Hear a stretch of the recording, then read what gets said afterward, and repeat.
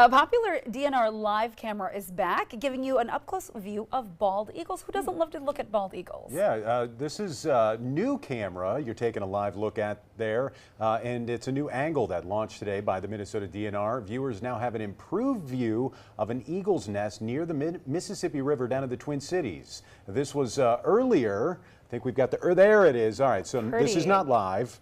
As you can tell by all the daylight. The eagle was home. That's why we want to show this to you. And making home. And really making themselves at home, doing their eagle thing.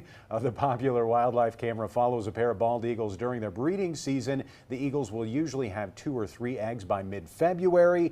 The original EagleCam is also live, though the nest it was watching fell in April of 2023. I remember that. Yeah, that was a sad day. You can find both of those live stream links on the DNR's website. And I love knowing, let's keep this up for a second. I love seeing the eagle because it gives perspective to how big this nest really is. Yeah. When we saw the live feed, I honestly couldn't even tell where the nest was.